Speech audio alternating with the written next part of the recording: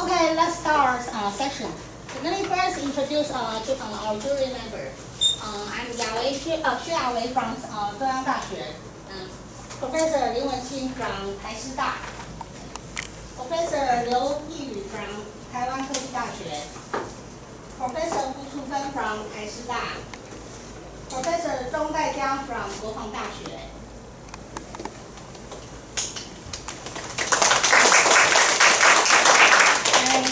So captains, please introduce your team members. Reporter. So hello, we are Team Tribute from Jiayi Senior High School. I am Ge Cheng-Yong. This is Li Yian, Ye Jiayu, Wu Jiazhen, and Zhou Xuan. Thank you. Opponent. Hello everyone, we are Team Insulator from National Zhangpa Girls Senior High School. I'm Luan Jun. This is Huang Youjie, Chen Yuan, Zhu Weizhen, Yang Caiwen. Thank you. Reviewer. Good afternoon. We're Mingdao PH5 from Mingdao High School. I'm Xu Yu, Xu Zherui, Zhang Yuzhen, Lai Mingyu, Huang Yian. Thank you. Okay. So now it's time for preparation of the report. The opponent challenge the reporter for the problem. 1分钟。没有那个，这三个 stage 都是直接题目定好了，对，就不用再选题目。Okay, so is the problem number 10, right? Yes. Okay. So now it's preparation of the reporter. Each team, please, for the presenter, write down your name on the blackboard.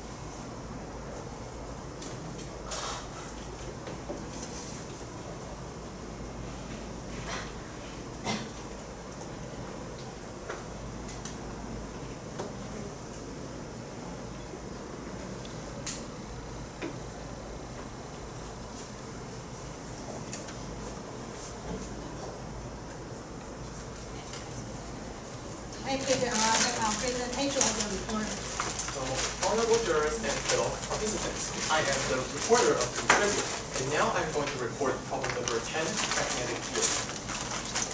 So the problem statement reads as follows. Take several identical fidget spinners and attach neodymium magnets to their ends. If you place them side by side on the plane and rotate one of them, the remaining ones start to rotate only due to the magnetic field. Investigate and explain the phenomenon. So because the problem title is called magnetic gear, I think we should focus on gear transmission. So I will discuss the case of slippage, the transmission behavior, that is how energy is transmitted, and the optimal parameters of the system. So here let's take a look at two phenomena. The first I will call gear transmission. So if the yellow fidget spinner is spun at the right angular frequency, then there will be a very smooth transmission between the two fidget spinners. However, if the yellow fidget spinner is spun too fast, you can see that the energy transfer to the red fidget spinner is not very good, and we call this slippage. So let's discuss the parameters.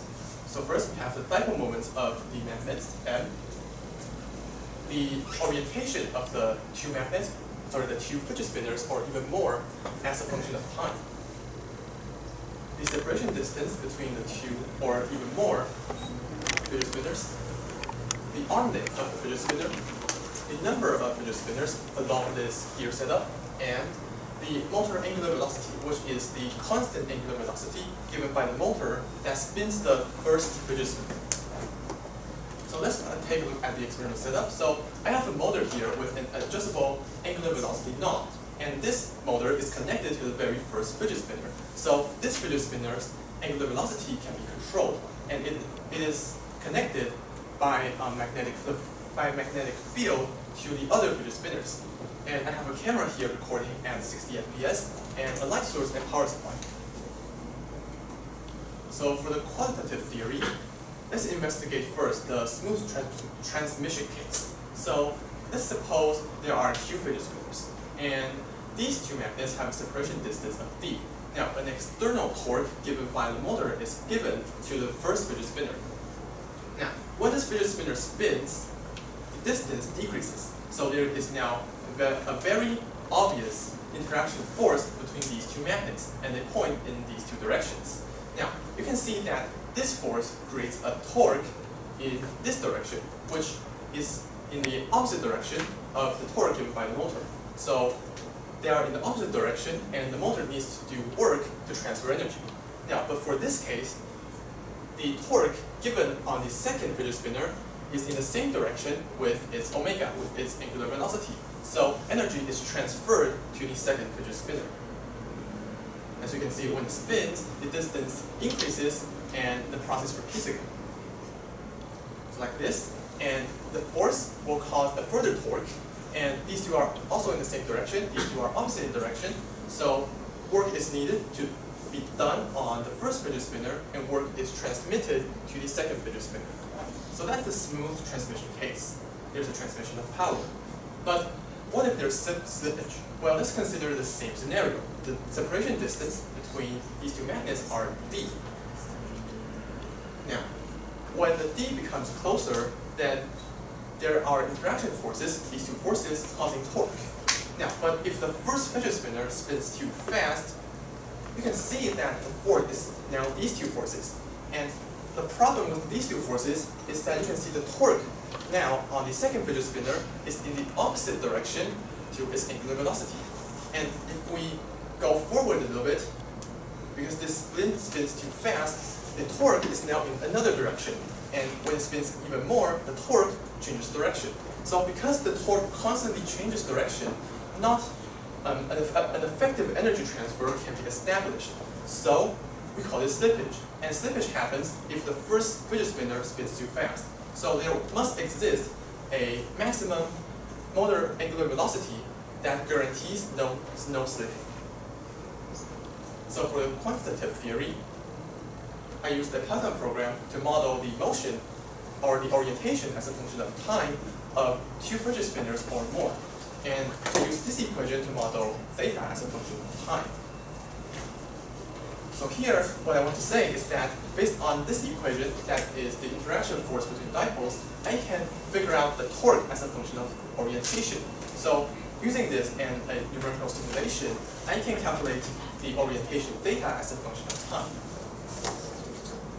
And here are the simulation results. You can see that the y-axis is theta and the x-axis is time. And using this data, I can calculate, for example, the average or the standard deviation of every one of the curves. And I considered damping, so I included a damping term here. And this is the main differential equation for the simulation. So for the experiment, I first measured the dipole moment of the magnet. You can see the curve fitting here. So then I measured the damping coefficient of the fidget spinner alone. And you can see the damping coefficient here. So then the lab experiment is conducted as follows. These three fidget spinners are placed on a flat surface. And let's call the first angular velocity omega 1 and this omega 2. We can measure these two using tracker. And you can see that they can be plotted like this. So you can see this is a plot of omega versus time. Now let's take three plots and discuss their similarities. So on the left, you can see that the oscillation is far from plus or minus omega 0, which is the angular velocity of the motor, or very unstable, and it also is very fast. On the other hand, on the right side, you can see that the oscillation is stable and is very near plus or minus omega 0. So this amplitude of the oscillation is small, and we call that an ideal gear. So based on experiments, we can define the criteria for an ideal gear transmission.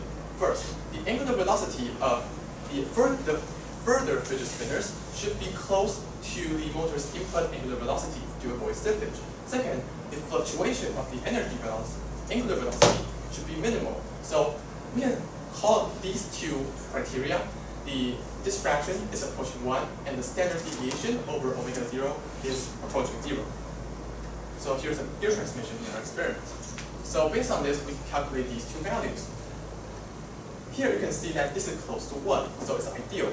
And here you can see that it's smaller, so this is also ideal.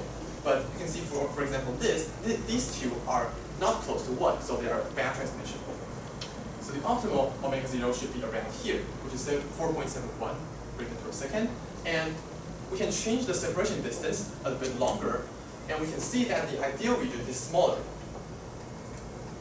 And the optimal angular velocity is now smaller as well. So comparing these two plots, we can say that the left result, which is the separation distance equals 10 centimeters, and the right is 12 centimeters, this is better because the ideal region is larger and this one is smaller.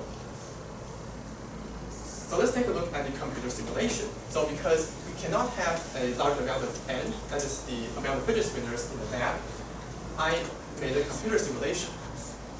So here I calculated the omega as a function of time, and then calculated the standard deviation and average of the orange-blue curves. And then I plotted them like this. The data points, the blue data points, are this fraction, and the error bar is this fraction, which means the fluctuation. So here, let's take a look at the result. Here, we have three fidget spinners with the first one being controlled by the motor. The x-axis is the angular velocity of the motor, and the y-axis is the ratio, which means these two ratios. And the blue points, of course, are this, and the error bar is this. So let's take a look at this graph and identify some facts. So first, I would like to identify three regions. The first region we call smooth transmission. You can see that the blue points are very close to 1. So it satisfies the first condition that this fraction is approaching 1. And this is an ideal gear transfer. Here you can see a transition state. So these blue data points, they fluctuate, and the orange error bars got larger, which means the fluctuation is larger. And here you can see that there's no gear transmission because the blue data points are 0. So this is an obvious slippage. And we can identify two critical omegas for this experiment. And of course, we can read them from the graph. So here is a simulation with 4 fidget spinners, and you can see similar trends. We can also identify the omega C1. However, we don't see the green region here. So there is no omega C1, but omega C2 is around here. So it's 4 radians per second. And if we add more fidget spinners, we can see that the red region becomes larger and the yellow region becomes smaller. So the conclusion is that if there's more fidget spinners, the transmission will be worse. Now, if we change the separation distance d, you can see that the red region is smallest here or here. But because this transmission, the blue data points are not close to 1, I would say that the best separation distance is d equals 10, which is this case. So for the effect of the magnetic dipole moment, you can see that the larger the dipole moment is, there begins to be a green region. So the larger the dipole moment will get a better transmission. Now, for the conclusion, we first compare the experimental theory. By comparing experiment and theory, we can label 3 regions of ear transmission. The first is the smooth transmission. The second is the transition state, which the angular velocity of transmission oscillates, and the orange error bar is quite large. And the third state is no transmission or slippage, because you can see that future fidget spinners do not have an angular velocity. Their angular velocity is 0, so there's no transmission. Now, we have this is some factors that can affect your transmission. So for example, less fidget spinners or a smaller transmission angular velocity, a stronger magnet that is a higher dipole moment, and an appropriate separation distance d. They all lead to better gear transmission based on our model. So the way our model works is that we plot data as a function of time and calculate the standard deviation and average of the curves, and then plot them based on this plot to compare them. And critical angular velocities corresponding to the 3 regions, which are shown here, this angular velocity and this angular velocity can be determined using our numerical simulation. And that is the end of my report. Thank you. Please answer that. Okay, so I have some couple questions on the axis. The first question would be, is there a metal in your spinner? The metal? Oh, you mean the bearings? Yes. Yes, no, we removed them. You remove that. How do you remove that? You mean on the sides of Yes. the spin? Yes. We use a hammer. Okay, I got it. So, you do a simulation a lot, right? Yes. You have your own theoretical model. Yes, it is through. Okay. And you put a spinner in a plane, right? Yes. And is a plane is horizontal. Yes. And using if a plane is not horizontal or not, will affect the results. We placed a machine that can detect the tilt angle. You need a ladder and you Yeah. see it's Yeah, horizontal or not. yeah. Okay, I got it. And how did you define the smooth? Like in your wonderful video, and you say the spinner when it's rotating is smooth, but you didn't say the definition of smooth, so I want to know it. Oh, so the definition of smooth, you mean the 3 regions. The smooth region corresponds to the green region, which Yes, here. I like. Yeah, here. So you can see the blue data points, they are almost 1, Yeah. right? So this is what we call smooth. Oh, like this line. Yeah, it's a 1. It's flat, This so it's equals called 1. smooth. Yes. Okay. And you talk about distance of the spinner, right? Yes. And can you explain that the distance of it is like 2 magnets on the spinner, or like the edge of the spinner is the distance you define? The distance. Yeah, because the distance is used to model the force. So the distance is actually to the from the center to the magnet. Oh, magnets. Yes. Okay. Okay. Then I'm gonna ask you that. Did you you say you talk about the torque, right? Yes. And did you calculate the torque? Yes, calculate torque. Okay. And did you consider that each magnet pole for 1 magnet? Like you have a 2 in a 1 magnet, you have a 2 pole, right? To hold, yes. Okay. And did you consider it like when you do show a video of the spinner rotating? Yes or no? Yes. Okay. Thank you. Preparation of the opponent.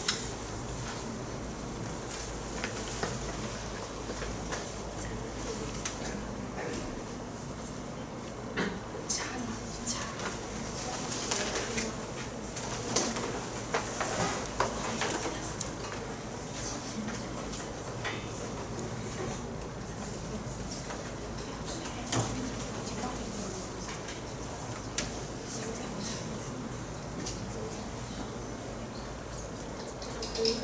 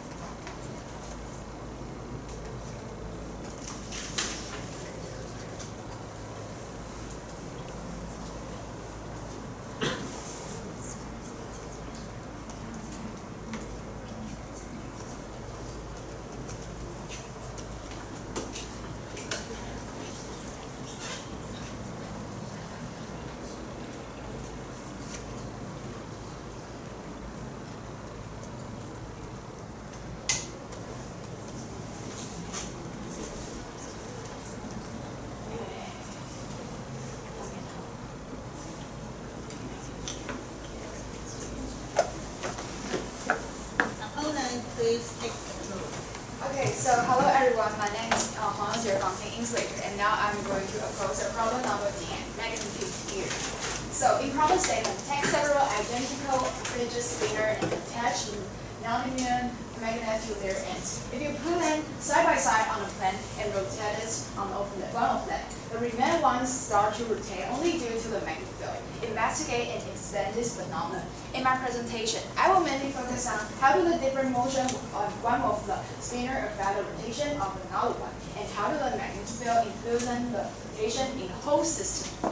So first, to overview the reporter, in his presentation, here's his spherical model and the solution of a rotation between the two spinners, and torque calculation of the magnets and energy conversion. And his cross here will be the expansional simulation of theory, which really impressed me a lot, and well explanation of the theory. And his conclusion doesn't consider enough factor to establish a model like a curve. You use a motor to swing the spinner, and the motor will have a current and will produce additional magnetic field. And his experiments and setup, we change the separation distance and motor angular velocity, and it change the number of the spinners. And his pros here with an expressive experiment setup and do sufficient experiment to observe the results. And his call here will be doesn't consider a non-control variable and lack of parameter, just like say. The control variable is probably about like a motor and to his spinner and make it rotate. He might have another fact to make the results not accurate enough. And his data analysis talk about angular velocity of the spinners and energy transformation of spinner and effect separation distance. And he clearly organized the result of each parameter, which is really clear to understand. And he connects with theory. And error analysis wasn't illustrated, so I will talk about this in discussion and make everyone figure it out and how will this happen. So next is the discussion points. So I will mainly focus on the explanation of the phenomena, which is really important in problem statement. And the irregular motion between the spinner and how do they rotate the spinner. I think that's really important because just like I said, the motor problem. And how do they put the magnets? And how to quantify the motion between the spinners and how can the data connect with the theory. So thank you. And I want to discuss with you. So the first question I want to ask you is transformation. Can you turn to the page that you talk about transformation? What transformation? Like the one that you talk about energy. Energy. You mean like transmission? I think you have the data of it, right? The one you talk about it. Or maybe you can just turn to the page 26. You can talk about your data. Yeah. So here is a page number 26. So, okay. I don't think it's this one.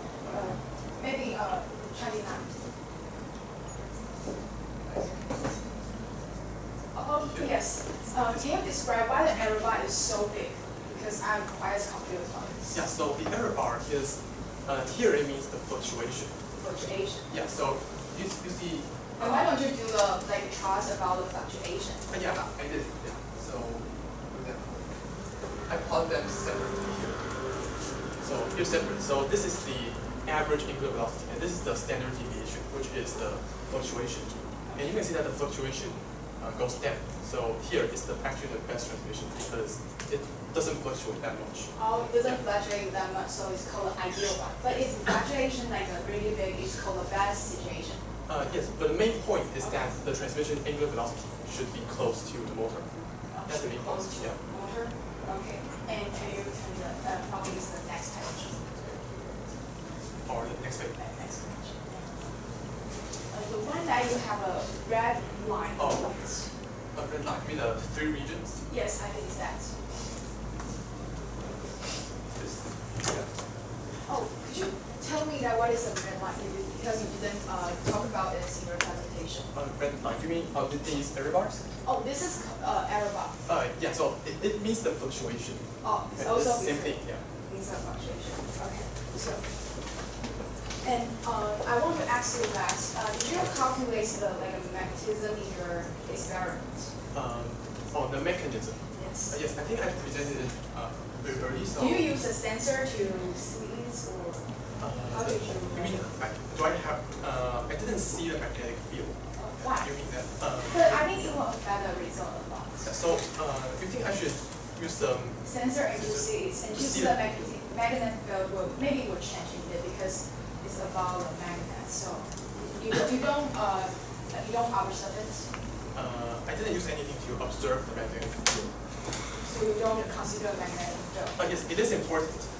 Yeah, I agree that the magnetic field is important, but I didn't use any mechanism to see the magnetic field. Then how did you to observe that? Can you explain more about your experiment? Like, what is your goal of you doing this experiment? Yeah, so the point is the energy transmission between these two, and I understand that energy is transmitted by the magnets, so magnetic field. Okay, Yeah. talk about transmission here. I want to ask you that. If just that spinner rotating, Yeah. and if there is no friction, do you think it will stop? Yeah. So I mentioned that. Yes, it will stop. Okay, so I want to ask you that. Do you think that can you talk about the torque you mentioned in your theoretical model? Because I didn't really clearly understand your explanation of the torque. Can you explain it more clearly? Okay, so I mean this torque.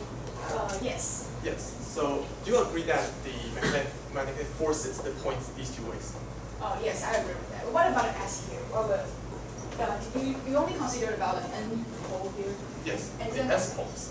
Yeah, so you can model them as dipoles, right? So you can, if you model as a dipole that points this direction and another that points this direction, and you can calculate the interaction forces, and they will repel, right?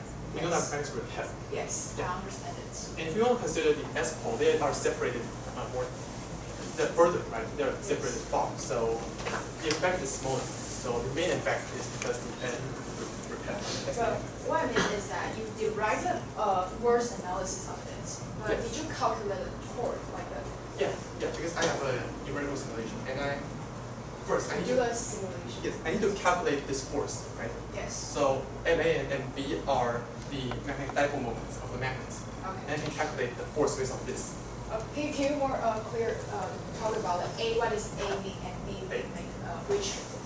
But yeah, so A and B are just means the two figures movements. Oh. Because it may be the third and the fourth, so I cannot use numbers. So I just the A and B. So you did use a simulation and just only use the simulation. Yes, to calculate the force. Okay. So could you turn to the next page? Just like you have a lot of two spinner of it.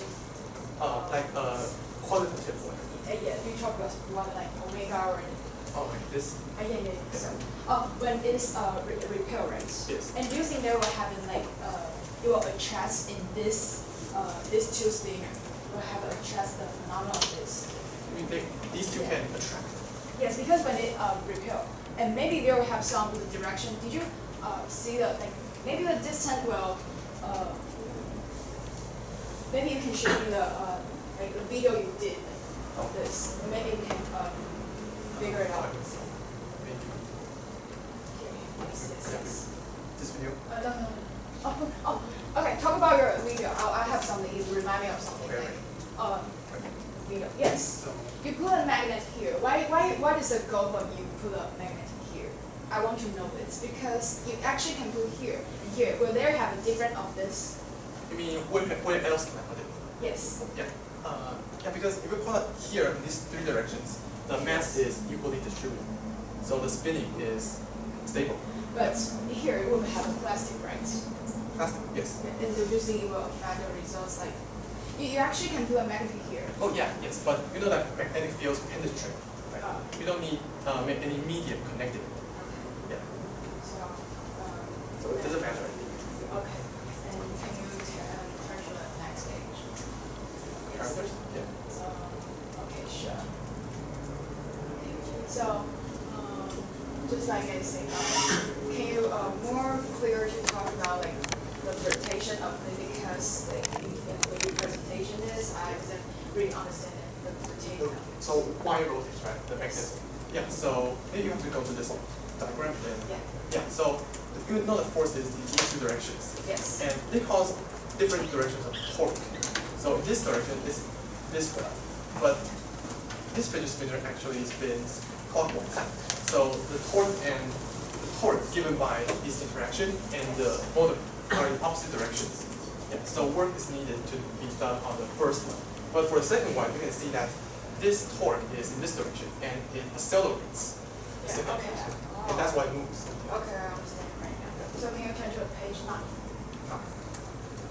Okay, so I have a question I want to ask you, like, since that you talk about you simulation to calculate, and did you calculate the angular velocity or like? Angular velocity as a function of time. Okay, I got it. So I have a more question I want to ask you. Just wait.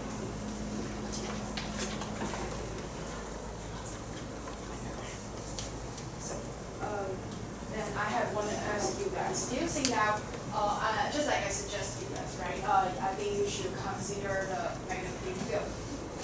And do you just think that geomagnetic field will affect the results? Oh, you mean the Earth's magnetic field? Do you think it will affect the results? Okay, so you see I measured the magnetic dipole moment, right?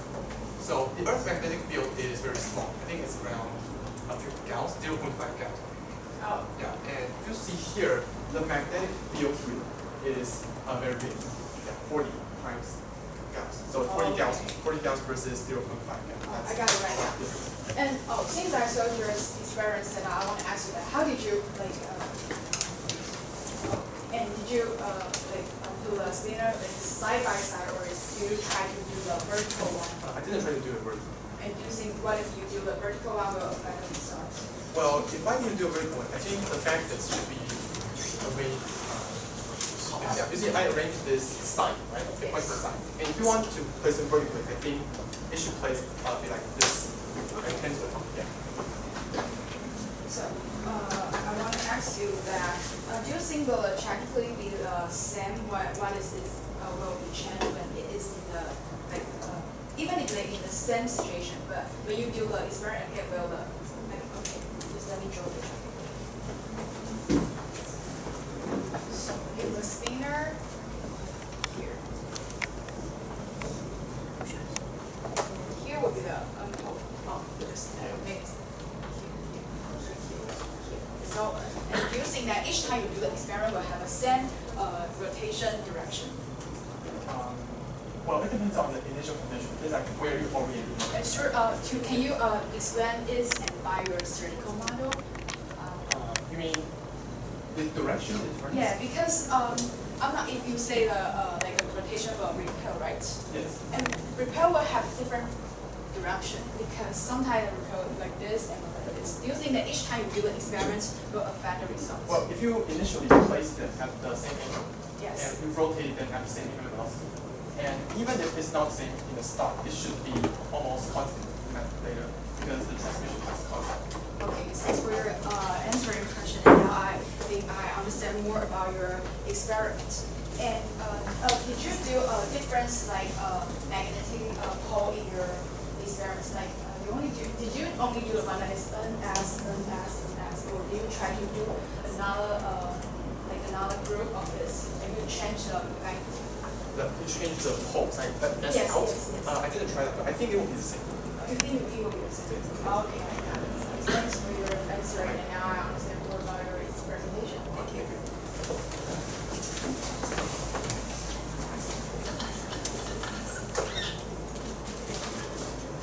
How about summarize the discussion? Through the theoretical model, we talk about energy transformation, and he did explain well. And when I asked a question about it, and I can clearly to understand what he's talking about. And I understand the calculation of torque, and he did do is not an excellent simulation. But I think he can maybe by himself and to calculate the torque and not by using the computer, because I think that people can also do this. And the influence of the geometric field, I think he should to do more investigation on the magnetic field, because in Earth, when we do an experiment, it will have a magnetic field to affect the result. So I think it cannot be ignored. And in his experiment and setup, whether the setup is horizontal or not, he said it's horizontal. He can use a lever to control it. So I think that's quite good.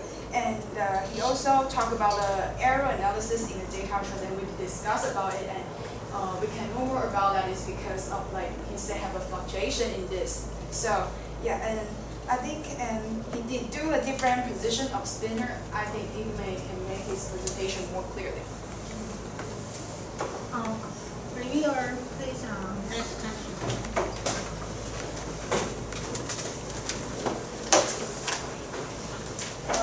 First, I want to ask both of you, what is the most important factor to the experiment?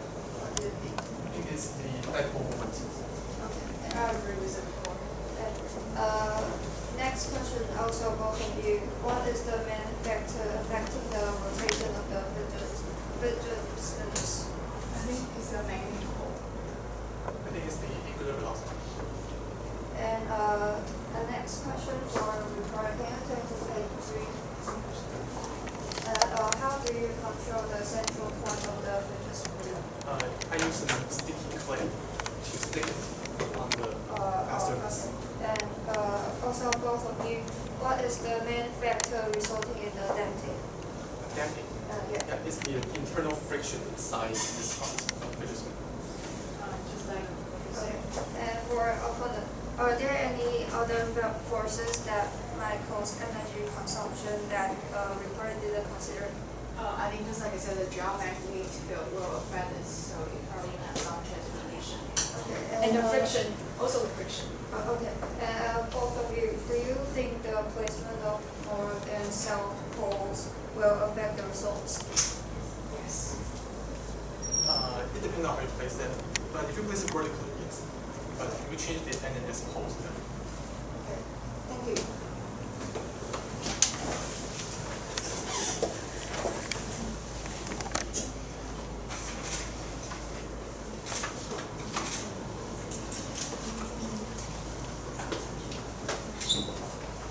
So are you done? Reviewer. Are you done? Okay. Then it's preparation of the reviewer.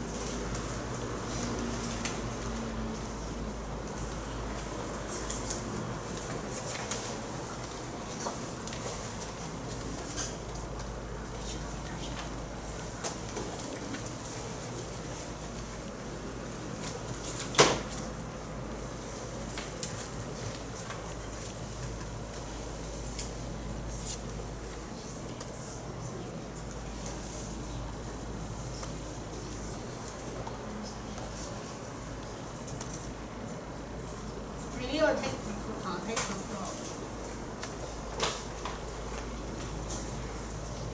Okay, so I'm the reviewer from Team TYPT.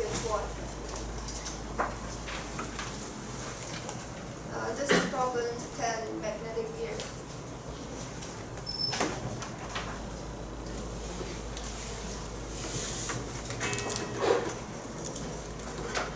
And their main focus is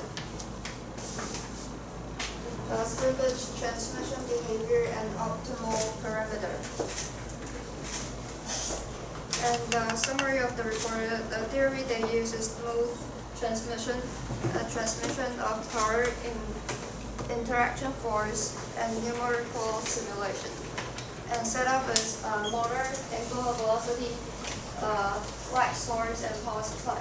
And the parameters the change in their experiment is the amount of the spinner, distance, angular velocity, and dipole moment. And they analyze the smooth transmission, transition state, and no transmission. And this is the overview of the report. They have clear instructions, but there are lack of explanation and parameters in the experiment. And this is the overview of the opponent. They are confident and calm, but also not mention the initial values. So here comes the first discussion. So the opponent asked that did they remove the metal of the spinner, and the reporter answered that they remove it by hammer. And the second discussion is that the opponent asked that is their plane horizontal or will it affect? And the reporter answered that yes, they make sure the plane horizontal during the experiment, and they think it will affect. And the third discussion is that the opponent asked that do you measure the magnetic field? And the reporter answered that they think it do affect, but they didn't consider it. And we think that the magnetic field do affect a lot in the experiment, but it should be in consideration. And the next discussion is that the opponent asked that did you calculate the force of the torque? And the reporter answered that they did calculate in their simulation. And we think that they should put in the calculation of theory, not just run simulation. And next discussion, opponent asked that the X for the explanation, the reason why the fidget spinner will rotate, and the reporter answered that the torque of different direction, and we agree to the report. And next discussion, the opponent asked that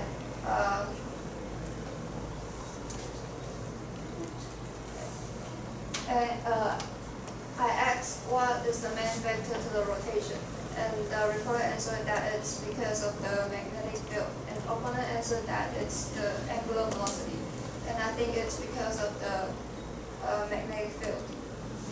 And next discussion, I asked for the main factor of damping, and the reporter answered it's because of the friction, and opponent answered that she agreed to the reporter.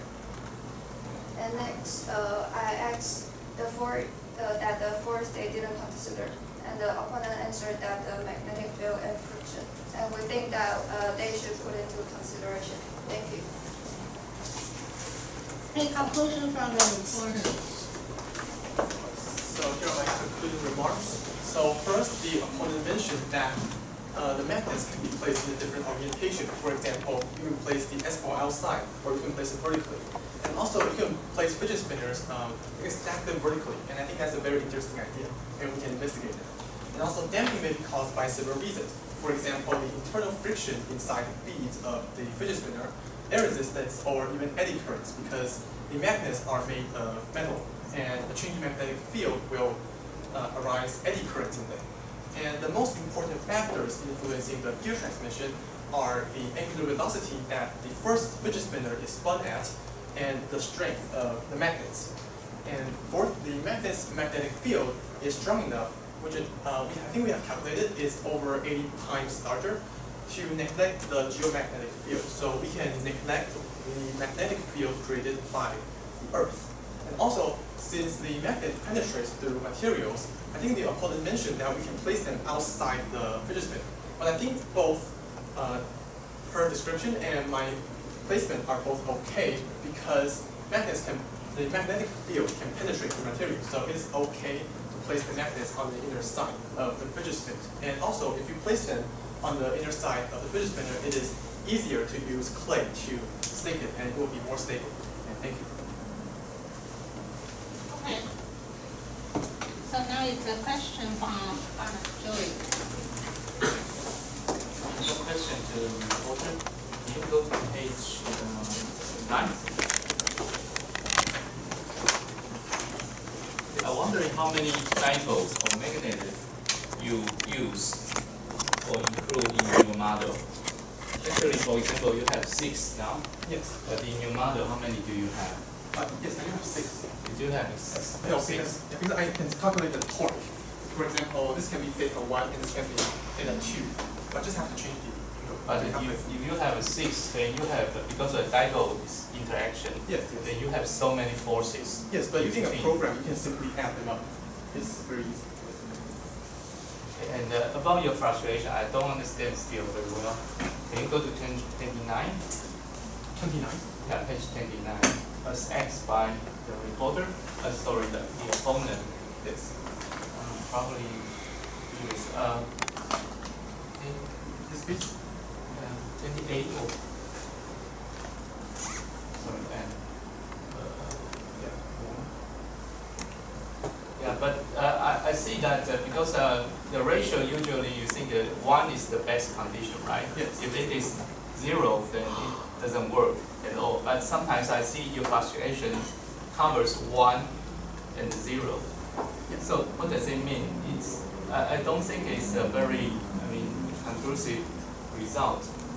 Yeah. So. But you still have an average at 1. You mean like these? The average of what? Yeah, but your deviation is very large. Yes. But if you average over a long span of time, the average transmission rate is very ideal because the average angular velocity is 1.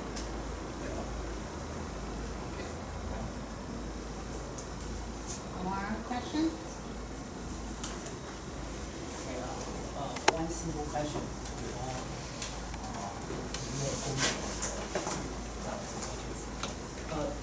In the experiment setup, we use 3 branches spinner.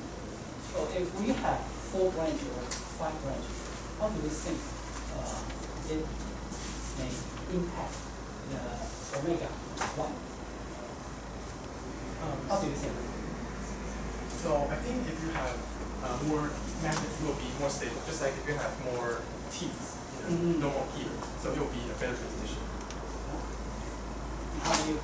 In my opinion, I didn't do too much about this investigation, but I think in my work, like really, the magnitude will have a balance and make it stop and stay there, so we won't have too much fluctuation. So. All right. Okay. How about you? If you have more branches, It's not friction. friction, Fluctuations.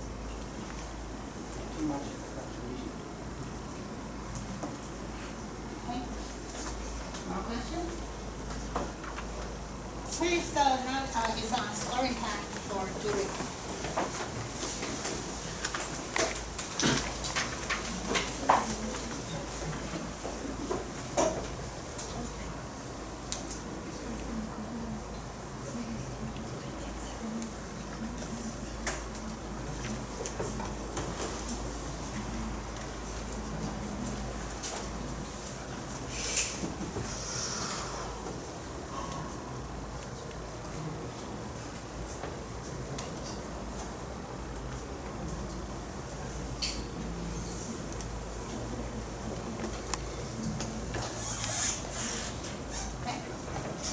So the score for reporter.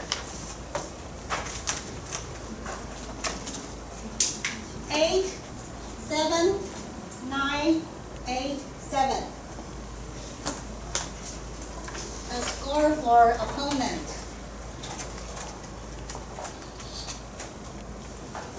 6, 6, 9, 8, 8.